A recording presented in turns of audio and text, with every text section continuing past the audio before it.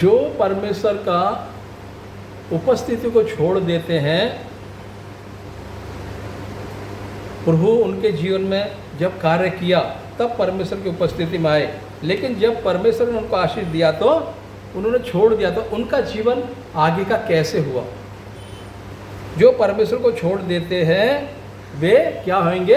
लज्जित होंगे, क्योंकि परमेश्वर ने हमको ऊंचे स्थानों में बिठाया है, तो हम क्या करना है? उसकी स्तुति आराधना निरंतर हमारे जीवन के द्वारा होते रहना चाहिए। लेकिन जब प्रभु हमको आशीषों से भर देता है, सबसे पहले हम वही चीज़ हमारे जीवन से कम होना शुरू हो जाती है। बहुत से लोगों का अवसर प्रभु दे रहा है खूब, लेकिन वो अवसर का फ़ायदा नहीं उठा रहे।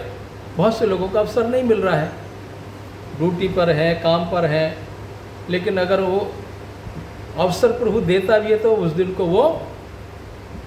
दिन का लाभ उठा नहीं पाते। तो आज थोड़ा सा हम वचन देखेंगे। अगर प्रभु को हम छोड़ देंगे तो हमारे जीवन में परमेश्वर क्या आशीष भरपूरी से जो देता है, क्या वो आशीषों को हम ठीक से संभाल पाते हैं? क्या वो आशीष मिलने के बाद में हम इतने बिजी हो जाते हैं कि हमको लगता नहीं है कि हम पीछे हो रहे हैं, लेकिन तिल तिल तिल करते करते करते करते एक दिन ऐसा आता है कि हम इतने पीछे चले जाते हैं कि हमको कोई पीछे मुड़ के देखेगा भी तो हमको नज़र नहीं आएगा, हम देखेंगे नहीं। थोड़ा थोड़ा थोड़ा करके हम पूरा पीछे चले जाते हैं। आइए हम एक वचन देखेंगे, यिर्मयाह 17:13। यिर्मयाह 17:13।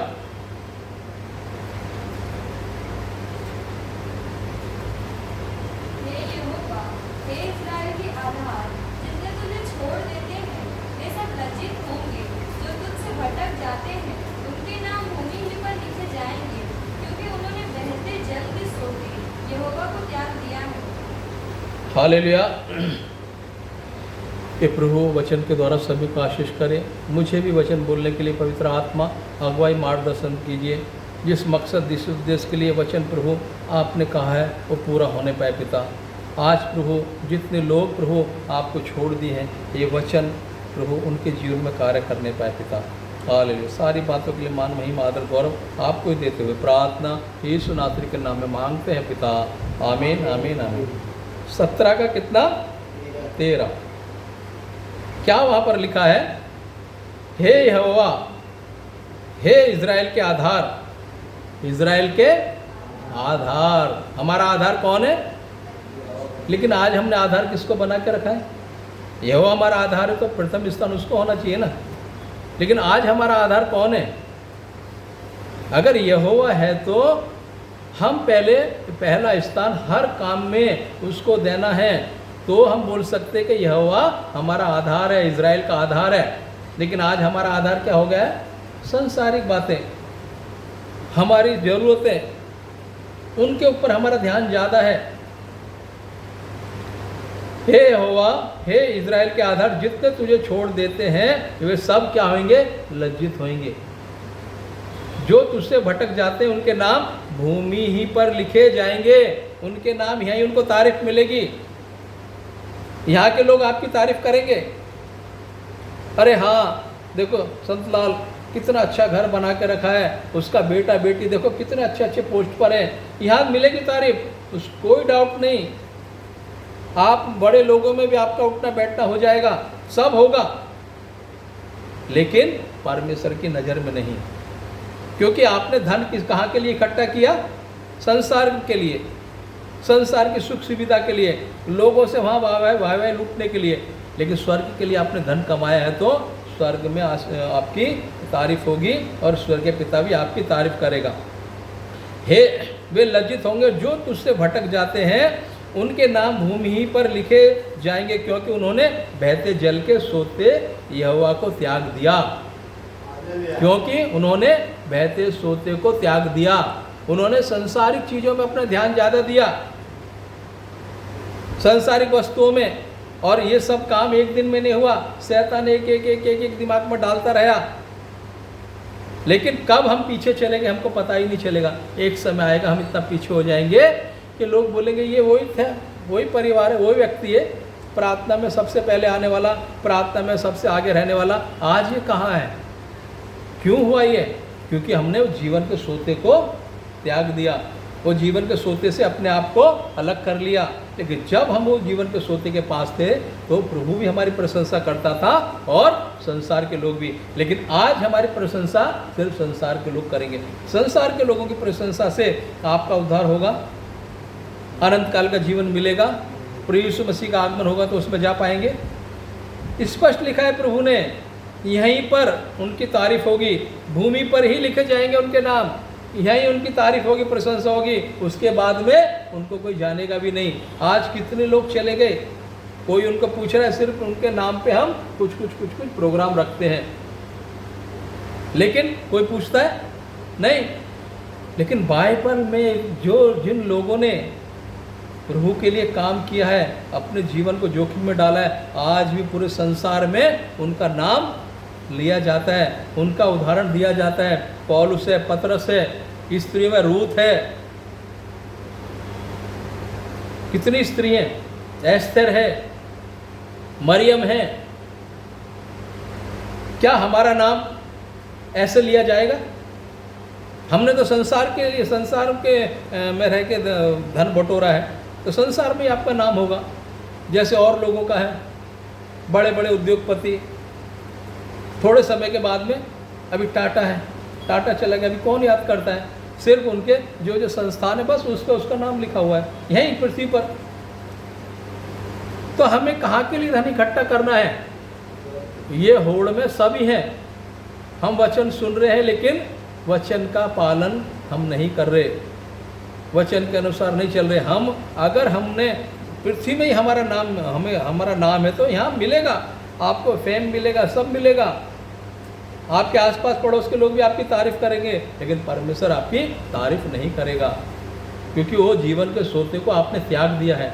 आप कहाँ पीछे भाग रहे हो? संसार के पीछे, धन दौलत के पीछे आप भाग रहे हो। पैसा कमाना कोई बुरी बात नहीं है, लेकिन परमेश्वर को छोड़ के कुछ भी चीज़ व्यर्थ है हमारे जीवन में। परमेश्वर को छोड़ के हमने कुछ भी कमाया, कुछ भी इकट्ठा किया, वो व्यर्थ ही है, कुछ उससे लाभ नहीं होगा। लेकिन हम पैसा भी कमाना है, अपना ऊंचे पोस्ट पे भी जाना, लेकिन परमेश्वर को वो जीवन के सोते को हम त्यागना नहीं है। त्याग हम कैसे देते हैं? उसके वचन के अनुसार नहीं चलते, उसके काम को जो उसने दिया हम करते नहीं, करते हैं बस फॉर्मेलिटी के लिए, लोगों को दिखाने के लिए।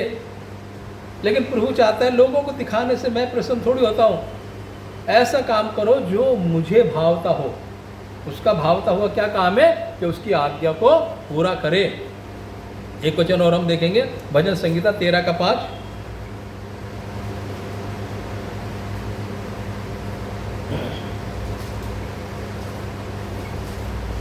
हालेलुया। परंतु मैंने तो तेरी करुणा पर भरोसा रखा है, मेरा हृदय तेरे उद्धार से मगन होगा। हालेलुया। हमारा हृदय किससे मगन होना चाहिए? उसके उद्धार से मगन होना चाहिए। क्या संसारिक वस्तुओं से? क्या संसार के यहाँ जो हमें मान सम्मान मिलेगा उससे?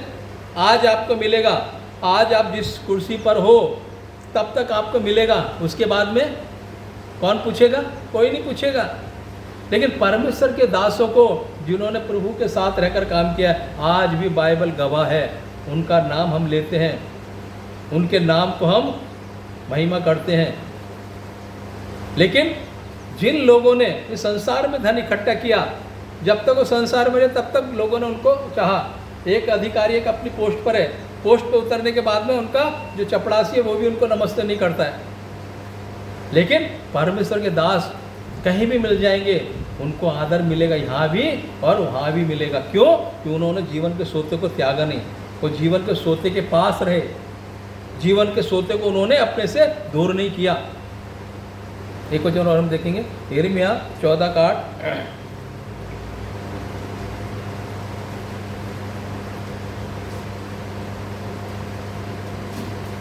यिर्मयाह 14 का 8। ये इस्राएल के आधार, संकट के समय उसका बचाने वाला तू ही है। तू क्यों इस देश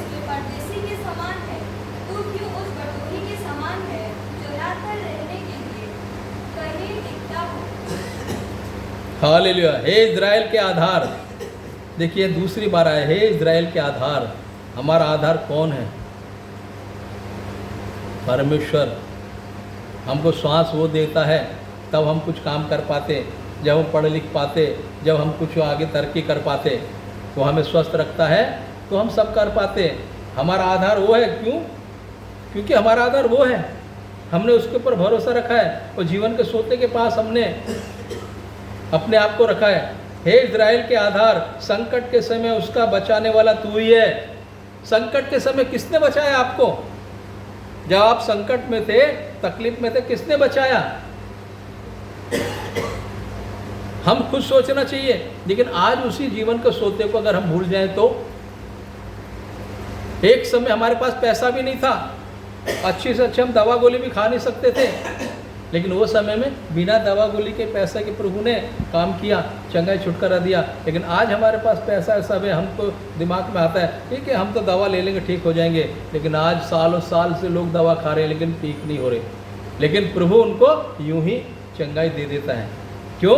क्योंकि उन्होंने जीवन के सोते को त्यागा नहीं है, और जीवन के सोते के पास आज भी बने हुए हैं। हे इज़राइल के आधार, संकट के समय उसका बचाने वाला तू ही है। तू क्यों इस देश में परदेसी के समान है? तू क्यों उस बटोही के समान है जो रात भर रहने के लिए कहीं टिकता हो? हम रात को रहने के लिए एक बटोही, वो भटकता रहता है, लेकिन उसको कहीं ठिकाना नहीं मिलता है। वो ठिकाना ढूंढता है, मुझे कहीं रात को छुपने के लिए जगह मिल जाए। लेकिन प्रभु ने हमको एक अच्छा घर दिया, अच्छा परिवार दिया। ये किसकी करुणा से हुआ? परमेश्वर की करुणा से, उसकी दया से। लेकिन आज हमने वो जीवन के सोते को ही पीछे रख दिया है, बाकी सब चीज़ें वो हमारे आगे आ गई हैं। लेकिन अब वो जीवन का सोता जिसने हमको ये सब चीज़ों मुहैया कराई, जिसने हमको ये सब चीज़ों से आशीषित किया, आज उसी को हम पीछे एक स्टेप रखते जा रहे हैं। हमको लग नहीं रहा है, लेकिन हम थोड़ा थोड़ा पीछे जाना शुरू हो गए। आज थोड़ा, कल थोड़ा सा खमीर पूरे आटे को खमीरा को बना देता है। हमको पता नहीं चलेगा, लेकिन एक समय ऐसा आएगा कि लोग ढूंढेंगे वो व्यक्ति कहाँ पर है। जैसे यहाँ पर ये वचन में, तू क्यों उस बटोही के समान है जो रात भर रहने के लिए कहीं टिकता हो? तू क्यों उस बटोही के समान हो जो रात भर रहने के लिए कहीं टिकता हो? हमारा आश्रय कौन होना चाहिए? परमेश्वर। हमारा दृढ़ गढ़ कौन होना चाहिए? परमेश्वर। हमारा जीने का मकसद कौन होना चाहिए? परमेश्वर। लेकिन हमने अपने हम जीने के मकसद किसको बना लिया है? या संसारिक चीज़ों को। अगर इनसे ही सब कुछ हुआ होता तो ये बड़े बड़े इतने लोग जो हैं, जिनके पास पैसा कितना है उनको पता नहीं है, क्यों फिर वो सीधे स्वर्ग में जाते थे ना? हाँ, क्यों वो धनी व्यक्ति वहां एक बूंद पानी के लिए तरस रहा है? हाँ, तो ये सीख से हम सीख रहे हैं क्या कुछ? क्योंकि ये सब हमें पढ़ने के लिए, समझने, सोचने के लिए नहीं है, इनके अनुसार चलने के लिए है। हम दूसरे को देख के नहीं चलना है। मुझे, मेरा हिसाब मुझे देना है। घर के अंदर भी पत्नी को अलग हिसाब देना पड़ेगा अपना, पति को अलग, बच्चों को अलग। बच्चे ये कर रहे हैं तो मैं नहीं करूं, मेरा पिताजी कर रहा है तो मैं नहीं करूं, पति कर रहा है तो मैं भी नहीं करूं। पति नहीं कर रहा है लेकिन तुम करो, उनके लिए प्रार्थना करो। पत्नी नहीं कर रही तो तुम प्रार्थना करो। प्रभु एक न एक दिन काम करेगा। लेकिन हम एक दूसरे को देख के वो नहीं कर रहा है, मैं भी नहीं कर रहा हूं। यहां पर कौन काम करेगा फिर? मैं भी नहीं, तू भी नहीं, कौन काम करेगा? तीसरा ही आके काम करके चला जाएगा, पता भी नहीं चलेगा। ऐसा ही हो रहा है ना आजकल परिवार में, मेरे में, आपके में, सबके में ऐसा ही हो रहा है।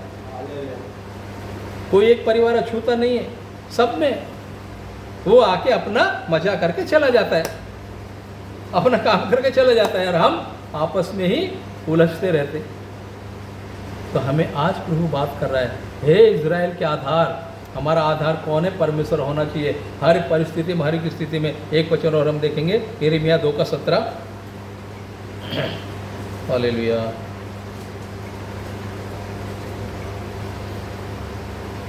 क्या यह तेरी ही करने का फल नहीं कि तूने अपने परमेश्वर यहोवा को छोड़ दिया, जो तुझे मार्ग में लिए चला? हालेलुया। क्या ये तेरी करने का फल नहीं है क्या? हाँ, क्या ये तेरी ही करने का फल नहीं जो तूने अपने परमेश्वर यहोवा को छोड़ दिया, जो तुझे मार्ग में लिए चला?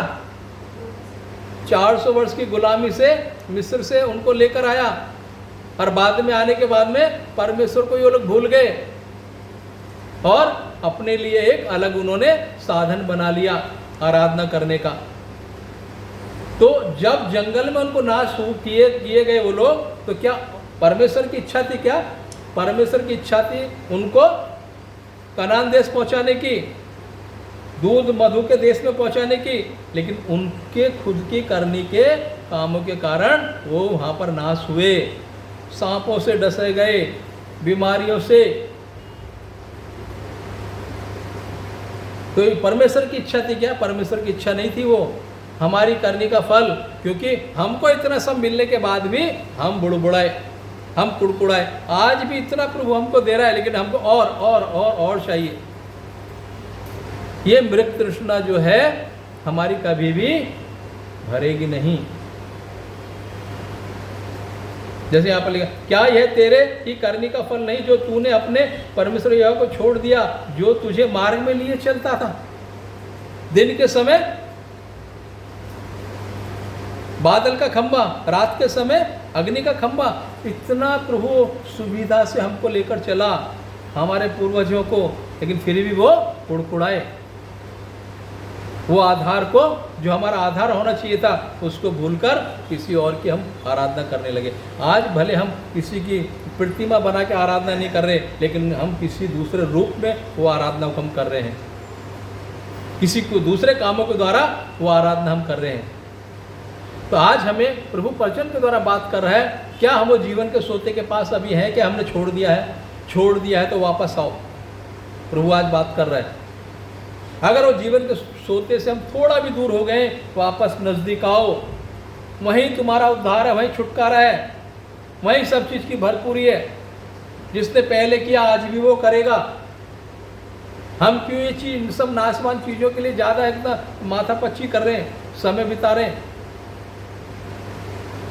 अगर ऐसा है तो आज हमको वो जीवन के सोते के पास वापस आना है। भजन संगीता 69 का 28 देखेंगे।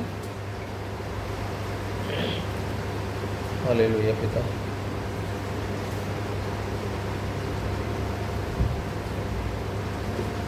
उनका नाम जीवन की पुस्तक में से काटा जाए और धर्मियों के संग लिखा न जाए।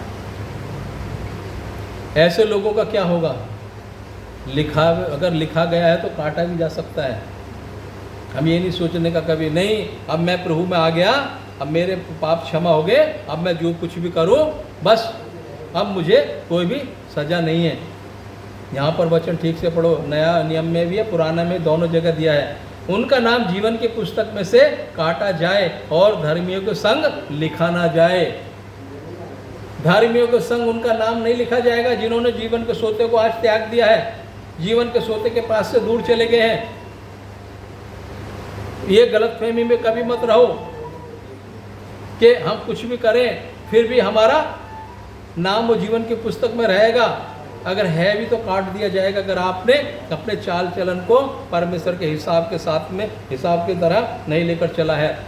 हमने वो जीवन के सोते के पास से अपने आप को दूर कर दिया है। तो हम सोच रहे हैं मेरा बपतिस्मा हो गया, सब मुझे मालूम है, मेरा उद्धार हो गया, लेकिन अगर हमने उस जीवन के सोते को त्याग दिया है तो यहाँ पर वचन के द्वारा प्रभु बात कर रहा है, उनका नाम जीवन की पुस्तक में से काटा जाए।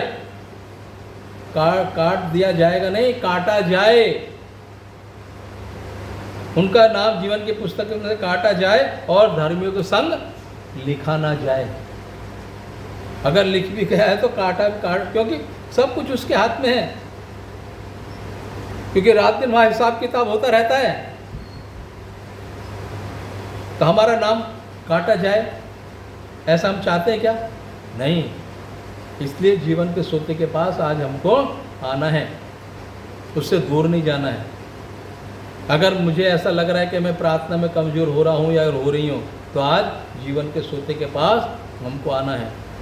जो भी आज तुमको तारीफ वाहवाही मिलेगी, यहाँ मिलेगी, कोई डाउट नहीं है, लेकिन परमेश्वर के यहाँ मिलना है तो जीवन के सोते के पास रहना है। तो प्रभु यहाँ भी आपका नाम लोगों के बीच में बड़ा करेगा और वहाँ भी करेगा। आपको ना यहाँ लज्जित होना पड़ेगा, ना परमेश्वर के सामने लज्जित होना पड़ेगा। क्यों? क्योंकि हमने चाहे दुख हो, तकलीफ हो, चाहे मैं कितने बड़े ओहदे पर चला गया, लेकिन मैंने मेरे जीवन के सोते को त्यागा नहीं, उससे मैं दूर हट के गया नहीं, तो वो भी हमारा आदर करेगा, यहाँ भी लोगों के बीच में भी और वहाँ पर भी करेगा। एक वचन और हम देखेंगे, भजन संगीता 87 का 6।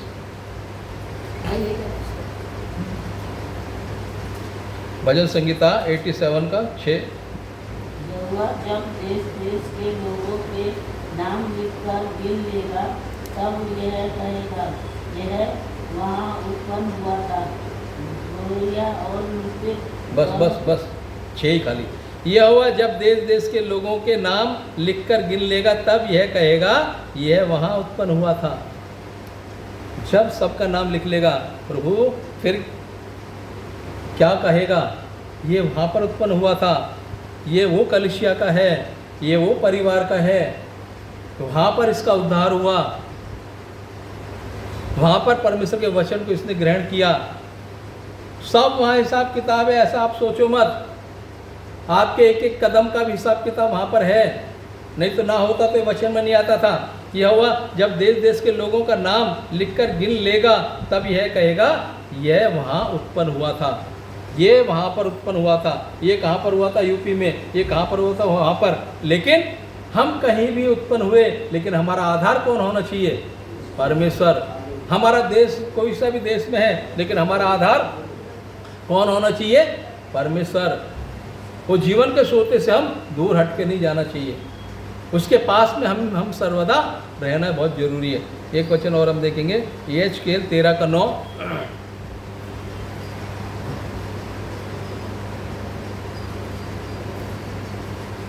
यहेजकेल 13 का 9। जो भविष्यवक्ता झूठे दर्शन देते और झूठ-मूठ भावी कहते हैं, मेरे हाथ उनके विरुद्ध होगा और वे मेरी प्रजा की मंडी में भागी न होंगे, न उनके नाम इस्राएल के नाम वाली में लिखे जाएंगे और न इस्राएल के देश में प्रवेश करने पाएंगे। इससे तुम लोग जान लोगे कि मैं प्रभु यहोवा हूँ। हालेलुया। आजकल क्या है, कोई भविष्यवाणी करेगा तो उनके पीछे हम ज़्यादा भागते। किसी ने बता दिया ऐसा ऐसा होगा, तुम्हारा बच्चा ये बनेगा वो बनेगा। आज हम देख रहे हैं कि वो कहाँ पर हैं जिनको बोला गया। ये मैं नहीं बोल रहा हूँ, जो परमेश्वर अभिषिक्त दास हैं, प्रभु उनके द्वारा बोलता है, तो उन्होंने जो जो भविष्यवाणी की है पूरी हुई है। अभी भी दासों के द्वारा प्रभु बात करता है, लेकिन हम परखना चाहिए। जो भविष्यवक्ता झूठे दर्शन देखते और झूठ मूठ भावी कहते हैं, मेरा हाथ उनके विरुद्ध होगा। जो झूठ मूठ बोलते हैं, प्रभु का हाथ उनके ऊपर होगा जरूर। प्रभु न्याय परमेश्वर किसी को छोड़ता नहीं है वो। इसलिए हमको प्रार्थना भी करना है तो डर भय के साथ। मैं प्रार्थना कर रहा हूँ, वो चंगाई मिल रही है। चंगा करने वाला प्रभु है। प्रार्थना करते समय भी हमारे अंदर डर भय होना चाहिए, रत्ती भर भी घमंड अंदर नहीं आना चाहिए। वो घमंडी हमारा पतन का कारण बन जाता है। जो भविष्यवक्ता झूठे दर्शन देखते और झूठ मूठ भावी कहते हैं, मेरा हाथ उनके विरुद्ध होगा और वे मेरी प्रजा की मंडली में भागी ना होंगे। मेरी प्रजा की मंडली में भागी नहीं होंगे। वो यहाँ अपने आप को कितना भी तुर्रम खा बोलें, 30 मार खा बोलें, लेकिन उसकी मंडली में वो, उसकी प्रजा की मंडली में वो भागी नहीं होंगे, क्योंकि उन्होंने लोगों को गुमराह किया है। भागी ना होंगे। उनके नाम इज़राइल की नामावली में लिखे ना जाएंगे। उनके नाम कहाँ नहीं लिखे जाएंगे? इज़राइल की नामावली में। जब वहाँ पर नाम लिखे जाएंगे, आज भी जनगणना होती है ना, ये देखो यहीं से है। बाइबल के अंदर सब कुछ मिलेगा आपको। आज जो जनगणना हो रही है, बाइबल में उसका वृत्तांत है। उस समय भी होती थी। जैसे यहाँ पर लिखा है, उनके नाम इजराइल की नामावली में लिखे ना उनके नाम इजराइल की नामावली में लिखे जाएंगे और ना वे इजराइल के देश में प्रवेश करने पाएंगे। इससे तुम लोग जान लोगे कि मैं प्रभु यहोवा हूँ। अगर यहाँ हमारा जो अभी सर्वे हुआ है उसमें नाम नहीं लिखा गया तो हम फिर यहाँ के रहवासी नहीं। वचन में देखो, आप पढ़ो, अभी वही है ना जो अभी CR क्या हुआ, ACR SC हैं SIR, जिसका नाम नहीं वो यहाँ का रहवासी नहीं। तो वचन में है ही, हम बाइबल पढ़ेंगे तो हमको समझ में आएगा। और वे प्रजा की मंडली से में भागी ना होंगे, ना उनके नाम इजराइल की नामावली में लिखे जाएंगे और ना वे इजराइल के देश में प्रवेश करने पाएंगे। इससे तुम लोग जान लोगे कि मैं प्रभु यहोवा हूँ। इससे वो लोग इजराइल के देश में प्रवेश नहीं कर पाएंगे। इजराइल के देश में जिनका नामावली नहीं है उसमें प्रवेश नहीं कर पाएंगे वो लोग। इसलिए हमारा नाम होना बहुत जरूरी है। और नाम होना जरूरी है तो नाम को बरकरार रखने के लिए हमको उसकी आज्ञा के अनुसार भी चलना है, नहीं तो वो भी नाम प्रभु के हाथ में वो काट देगा। तो जीवन की पुस्तक बाइबल को क्यों कहा गया है? सब कुछ उसके अंदर है। आज जो कुछ भी हम देख रहे हैं बाइबल के अंदर पहले से मौजूद है।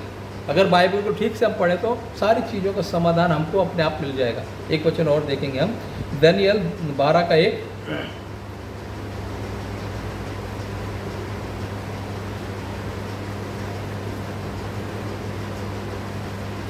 उसी समय मिकाएल नामक बड़ा प्रधान, जो तेरे जाति भाइयों का पक्ष करने को खड़ा रहता है, वो उठेगा। तब ऐसे संकट का समय होगा जिसे किसी जाति के उत्पन्न होने के समय से लेकर अब तक कभी न हुआ होगा। परंतु उस समय तेरे लोगों में से जितनों के नाम परमेश्वर की पुस्तक में लिखे हुए हैं वे बच निकलेंगे। हालेलुया। कौन बच निकलेंगे? जिनके नाम वो जीवन की पुस्तक में हैं वो बच निकलेंगे। तो हमारा आज लक्ष्य क्या होना चाहिए? हमारा आधार क्या होना चाहिए? हम यहाँ खूब मेहनत कर रहे हैं, खूब हमारा मतलब नाम होना चाहिए, अच्छी अच्छी डिग्री हमारी मिलनी चाहिए, लेकिन अगर वो सब मिलने के बाद ही जीवन की पुस्तक में नहीं नाम लिखे गए तो कुछ फायदा है? इसका मतलब ये नहीं कि हम कल से पढ़ाई लिखाई छोड़ दें या आगे बढ़ना छोड़ दें। ये सब करना है, लेकिन वो जीवन के सोते के पास रहकर, वो जीवन के सोते को अपने से दूर नहीं करना है। वो हमारा आधार है, वो हमारे आगे होना है, बाकी चीज़ें सब हमारे पीछे। हम कितना ही बड़े ओहदे पे पहुंच जाएं, लेकिन वहाँ हम जब मान लो मैं एक किसी ऑफिस में मान लीजिए एक प्रभु ने मुझे बिठाया, मुझे वहाँ बैठने से पहले परमेश्वर को आदर करना है। प्रभु तुम यहाँ पर पहले विराजमान हो, क्योंकि यहाँ तक लाने वाले तुम मुझे हो। लेकिन वहाँ हम बैठने के बाद में हमारा स्वभाव अगर अलग हो गया तो हम जीवन के सोते से अलग हो गए। जैसे उसी समय मिकाएल नामक बड़ा प्रधान, जो तेरे जाति भाइयों का पक्ष करने को खड़ा रहता है, वह उठेगा। तब ऐसे संकट का समय होगा जैसा किसी जाति के उत्पन्न होने के समय से लेकर अब तक कभी ना होगा। परंतु उस समय तेरे लोगों में से जितनों का नाम परमेश्वर की पुस्तक में लिखे हुए हैं वे बच निकलेंगे। जब मिकाएल दूत आएगा उनसे लड़ने के लिए, तो कौन बच निकलेंगे? जिनका नाम वो पुस्तक में लिखा होगा। तो हम क्या करना है आज? अगर पुस्तक में नाम लिखा है, हमारा होना है, तो जीवन के सोते के पास हमको रहना है। उससे हमको दूर नहीं जाना है, ना दाएं ना बाएं। लेकिन हम थोड़ी सी समस्या आ गई, उस समस्या को इतना बड़ा बना देते, बाकी सब चीज़ें हमारी पीछे हो जाती है, वो समस्या ही बड़ी हो जाती है। जबकि समस्या ज़्यादा बड़ी नहीं रहती है, छोटी मोटी समस्या को ही हम खुद अपने आप बड़ा बना देते और वो जीवन के सोते से हम दूर हो जाते। एक वचन और हम देखेंगे, यशायाह 12:3।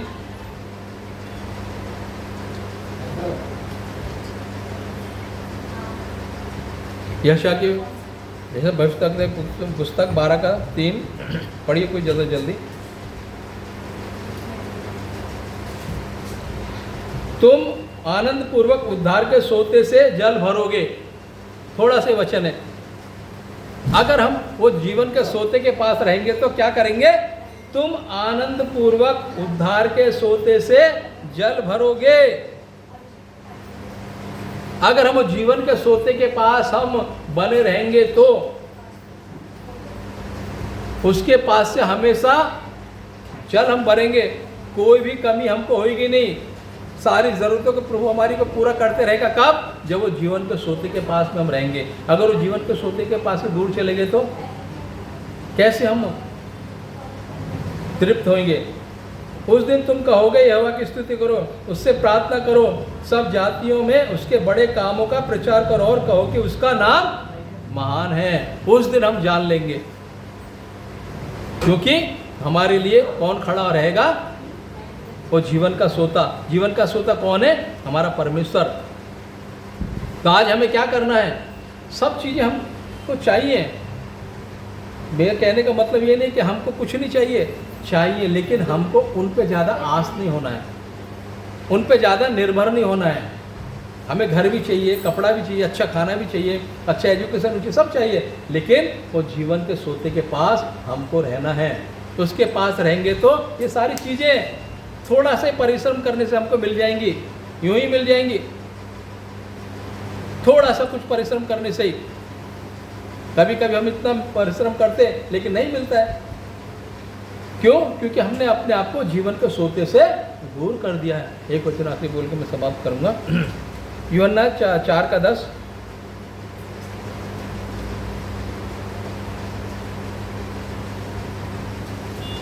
यीशु ने उत्तर दिया, यदि तू परमेश्वर के वरदान को जानती और ये भी जानती कि वो कौन है जो तुझसे कहता है मुझे पानी पिला, तो तू उससे मांगती और वो तुझे जीवन का जल देता।